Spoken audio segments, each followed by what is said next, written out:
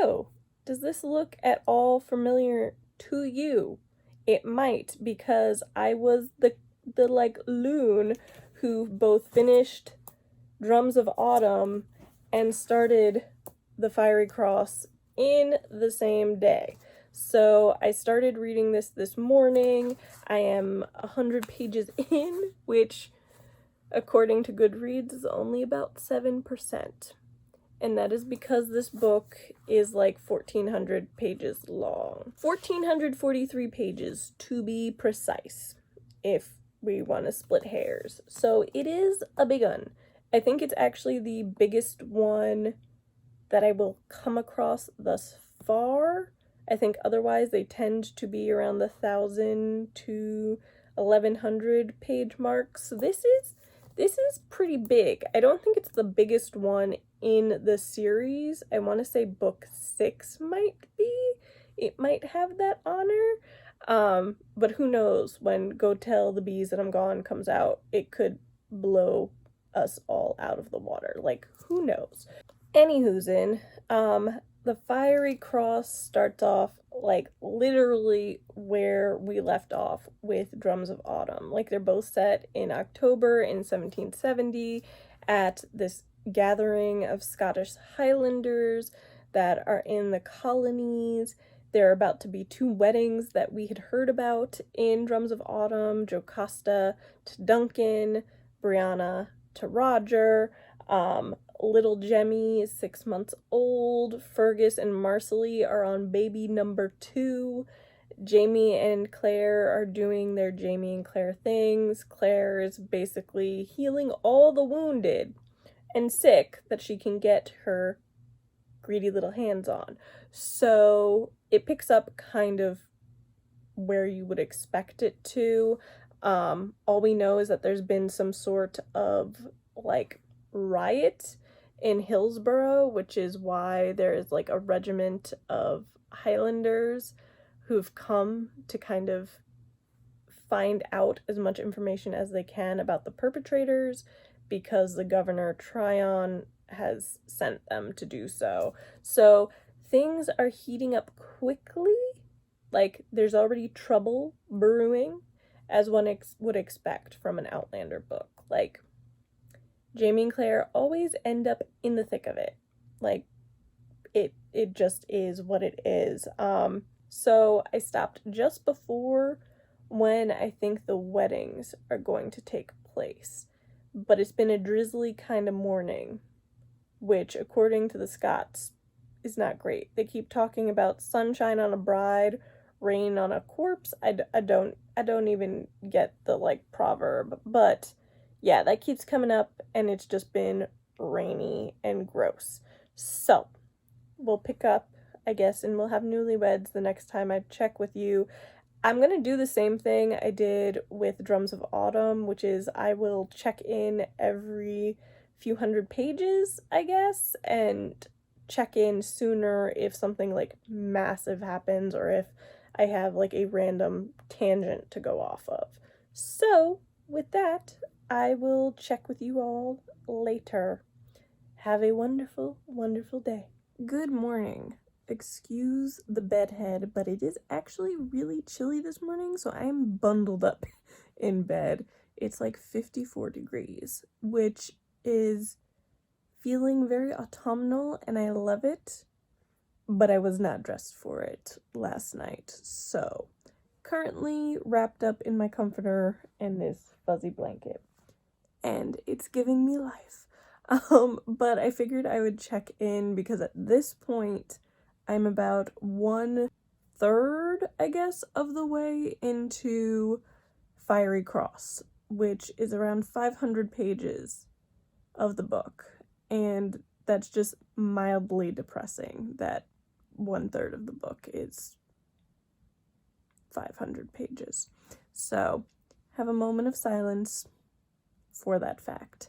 But anyway, it's starting to pick up now. I feel like the beginning of the book and the beginning of all of the books is a bit slow, but it makes sense to me because, mind you, I'm reading these books back to back. Basically, like, I just finished Drums of Autumn. But there would have been years between the publication of Drums of Autumn and Fiery Cross. So you kind of have to reacquaint the reader with the like universe that you've created and the characters, and the world is expanding, so you have to do a lot of that. But we've since left the gathering, which was kind of like very domestic in feel type thing, and now we're at the point where Jamie is Colonel Jamie Fraser. He is in officer slash soldier mode, because he has to muster a militia. And so he and Claire and the whole brood, save Brianna and little Jemmy, are on the road trying to gather men for Governor Tryon's militia to fight the regulators, who are causing a little bit of a fuss. There have been some really interesting scenes. There have been some really creepy scenes. The Beardsleys, which I remember from the TV show, felt very Halloween-y, and I feel like it came out around Halloween, that episode, potentially. But there's something very spooky about it. There's like ghosty things and like foundling things, and it's weird. It's weird. You kind of get that taste of like the fantasy element that Diana Gabaldon occasionally inserts into the books, like what she did with Nessie, the Loch Ness Monster, and obviously Claire traveling through the stones, and Brianna and Roger too. So it's had its moments. I'm enjoying it. I'd say at this point I'm not enjoying it quite as much as I enjoyed Drums of Autumn or Dragonfly and Amber or Outlander. I can't remember if I really enjoyed Voyager at the very beginning. I think I did. I'm pretty sure I did. So this one, I'm still adjusting to having more characters who are playing a major role, like switching between Claire and Brianna and Roger and occasionally Jamie. It's different. So I'm still, I feel like, adjusting to that element of it.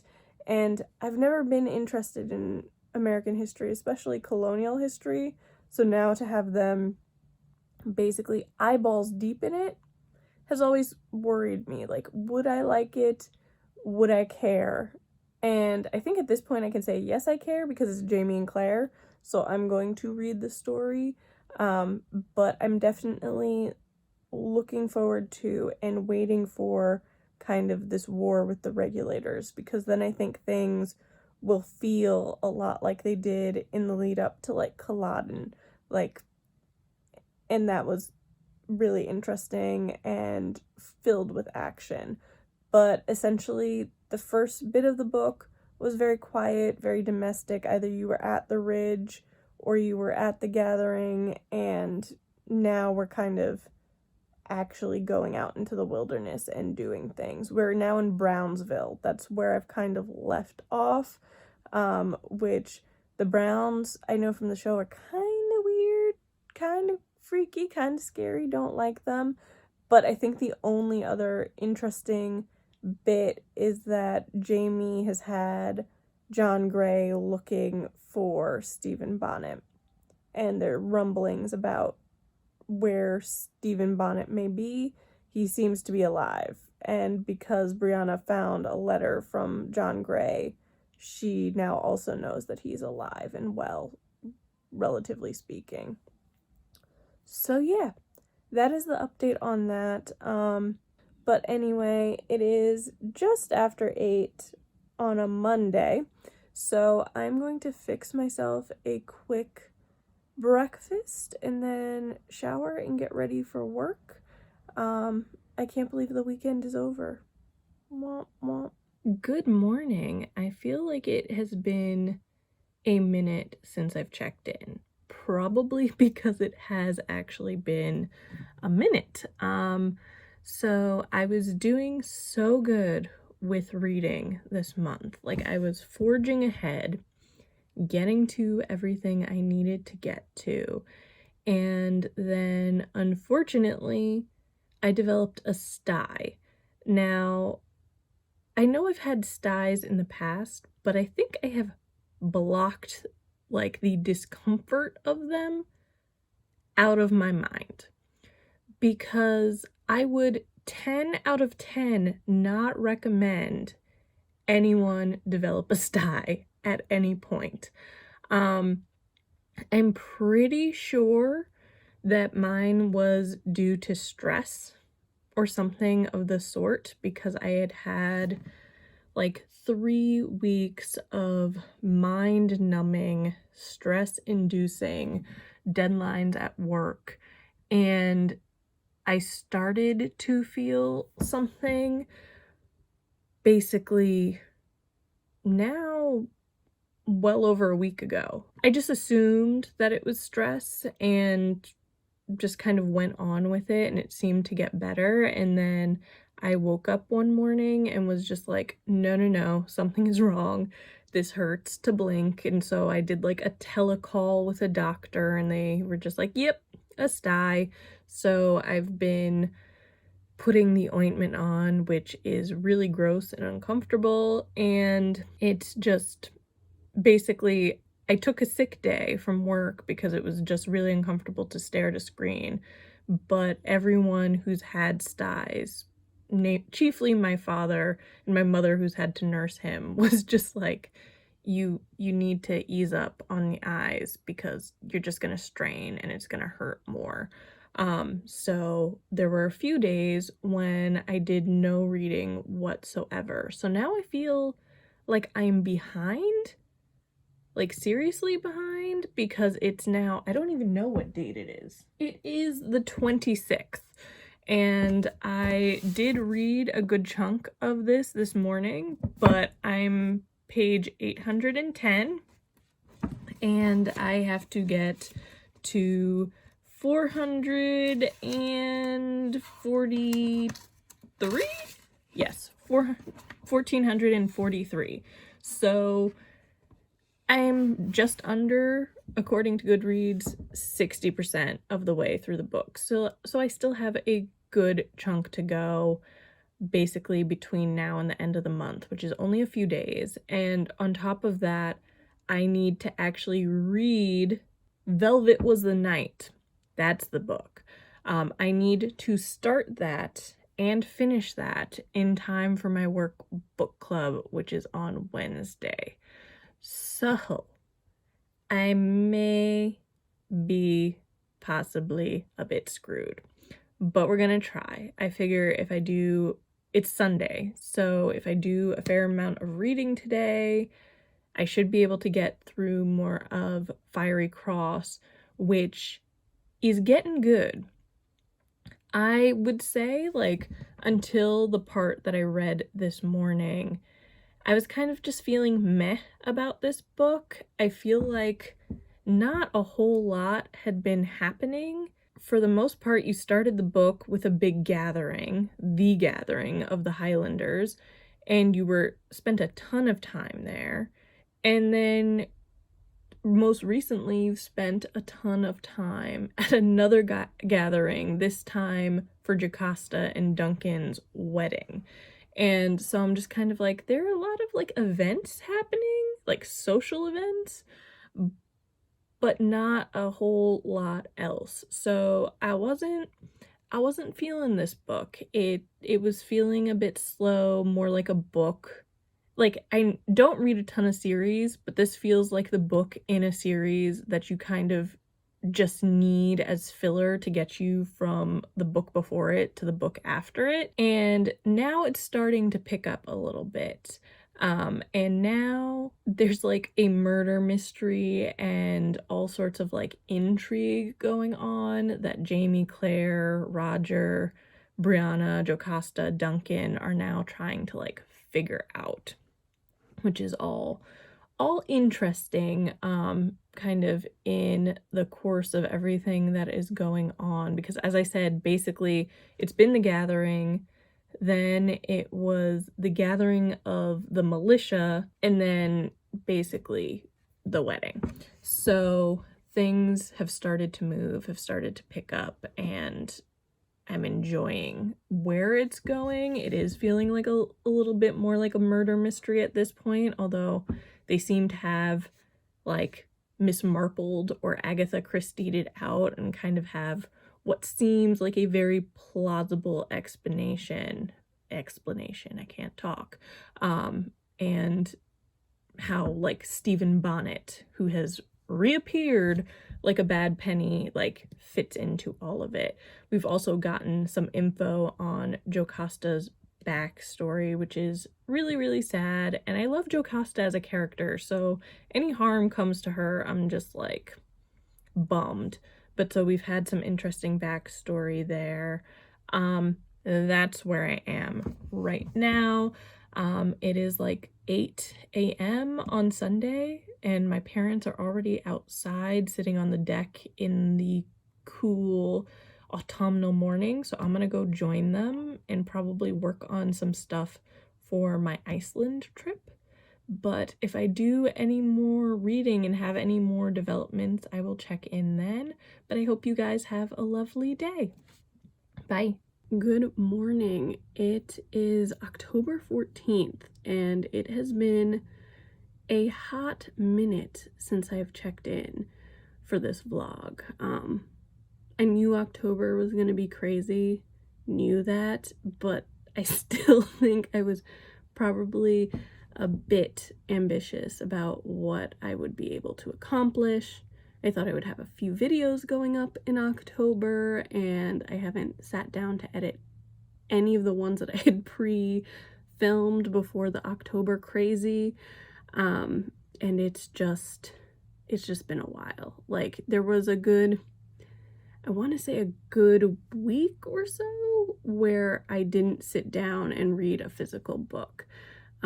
So basically, if you didn't watch my October TBR, which was part of a life update, I had to travel to Chicago on business, and so I really only listened to audiobooks basically on my way to Chicago and then on my way back from Chicago. I didn't touch a physical book, and it was just a lot, and so yeah, not a ton of reading happened. Actually, today is the first day that I have touched Fiery Cross, probably in October. I'm trying to remember what exactly I talked about in my last vlog update on Fiery Cross, and I honestly can't remember. I don't think I talked about the War of the Regulators, which is basically a section of the book, with Jamie going to battle against the Regulators, and it's like a battle scene, and that kind of ends with just one battle. So I don't know if it's really a war. It really felt like just one battle, and then we've kind of moved on past that now. And I have to say, if you've watched any of my other Outlander vlogs, you know that I am not a huge fan of Roger. I am not necessarily in his corner, but you gotta feel bad for the guy. Like, things happen to him, and when they happen to him, it's like in a big way. Like, in the last book, he was sold off to the Mohawk, and Jamie and Claire had to go rescue him. Mind you, it was Jamie who sold him to the Mohawks. And then this time around, he's pissed off a regulator who hands him in to like the British authorities, and then he's hanged. And somehow miraculously comes back to life and has like a crushed throat and all of this stuff. So his beautiful singing voice is now gone, and he's dealing with a lot of like mental anguish. So you kind of feel bad for him in a way. Still don't really like him, but like I feel sorry for the poor slob. So that's all happened, and now we're kind of back to the, like, I guess, way of Fiery Cross, which is just sort of frontier life. And so I would say that, like, this is book 5, of the 5 books that I've read, this one is the one that I'm less enthralled with. I don't actually feel like there's a ton going on.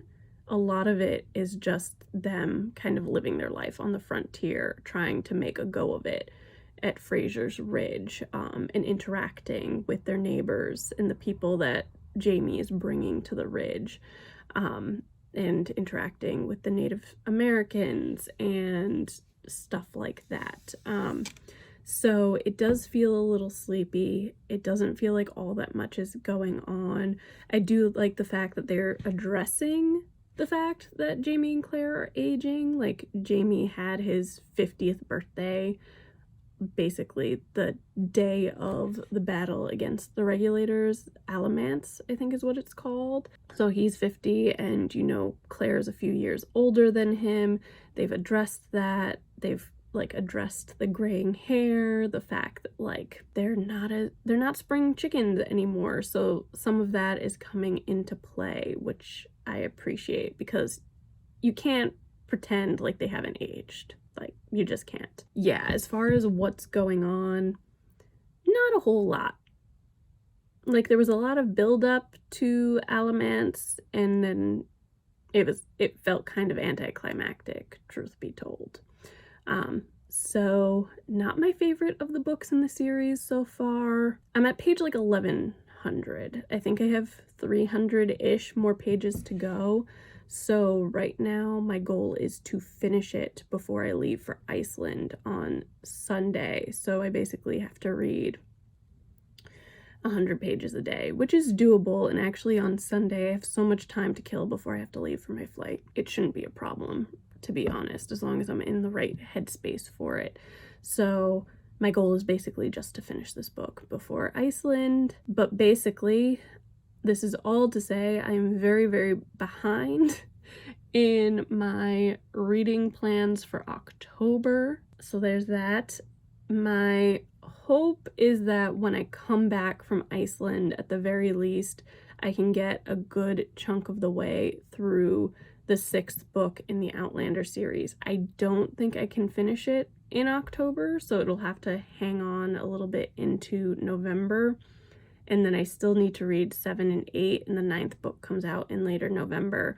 So as I had said in that same October TBR video, like, I'm just trying to finish the series by the end of the year at this point, because I just don't. Like, I just can't. Like, November is nonfiction November, and so I want to prioritize that. So even trying to read an Outlander book during that period is going to be tough. But we're gonna make a go of it. I'm pretty confident that I should be able to finish book 6 in early November. And I do feel like I can probably start book 7, although I might not finish it until December, and then 8 will be December, and 9 will also be December. So December is gonna be busy. It's gonna be quite the event. But anyway, that's all to say hi. I'm still alive. October was busier, more hectic, more draining than I thought it would be. So, yeah. Hello! It's a day. It's Sunday, October 17th, and I have finally finished The Fiery Cross. Way behind schedule, mind you, but I have finished it. The 1,440 odd page book is done. It is behind me. As I said, behind schedule, considering what I wanted to accomplish in October, which, as I mentioned, I think in my last clip, I failed miserably at. But not a moment too soon, because today is the day I fly out to Iceland, fingers and toes still crossed, because, and I might have said this already, I don't remember what I've said, but basically 2020 did me dirty, and having to cancel my travel plans and just plans in general has made me very, very nervous about getting excited and having like dinosaurs come back from extinction or aliens take over the planet or something of the sort. And it just means that I can't go. So it's been an exciting but stressful couple of days, but today is the day. I head to JFK Airport later this evening. My flight's at like 10:30 tonight. So it's happening. Negative COVID test. The documents have been sent through to Delta, and Delta's verified them. All that jazz. Anywho, back to the book. So, one observation. Only in a romance book can a hand job literally bring someone back from the brink of death. That is all I'm going to say on that. But I will say I read the last like 140 pages today, and I do still also think that it is probably the weaker Outlander book that I have read, which kind of is in line with the rating, because I think this is also the lowest rating I've given any of the Outlander books. But I do just feel that not a ton happened. Like the War of the Regulators and Alamance, which the beginning of the book was leading up to, happened what feels like a millennia ago. Like it happened, was somewhat anticlimactic in a lot of ways, and then nothing really about the like rest of the book, which at this point I don't remember how many 100 pages it was, but it was definitely several 100 pages after Alamance. I don't know that it actually like really propelled the storyline, like the overall storyline of the series forward. There were some interesting things that happened. I mean, what I've noticed too is that the last few 100 pages of the last couple of Outlander books have had a ton of action happen in them at the very end. Like so much that it almost boggles the mind how it works. So you did have some like close calls with different characters.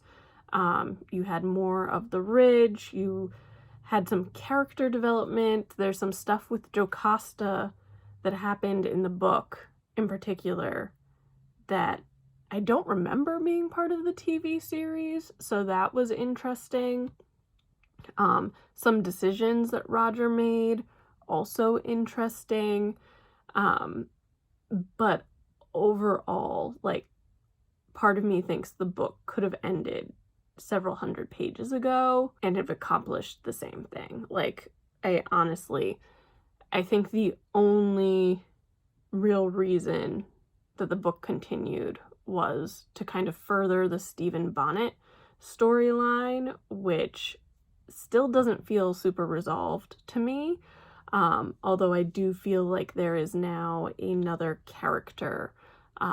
Is it Tom Christie? His last name is Christie, I know that for sure, who's come onto the scene. Hasn't had a lot of page time, mind you, but I'm getting like potential antagonistic vibes from him. So the way that Blackjack was kind of the villain, and then it pivoted to Stephen Bonnet after Blackjack died. I have a feeling that Stephen Bonnet's storyline is probably going to wrap up, and this Tom Christie guy will become a problem.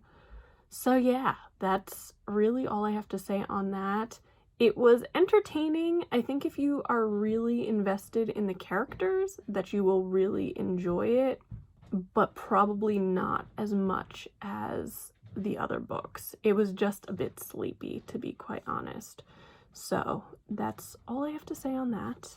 And now I am going to finish getting ready, kill some time, and then fingers crossed, be in Iceland this time tomorrow. So super exciting. But now to start, what is the next book even called? I think it's A Breath of Snow and Ashes. I think that's book number 6.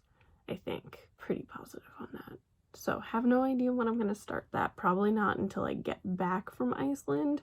So it will likely be more of an October-November book than an October book. But we'll see. We'll see how I do.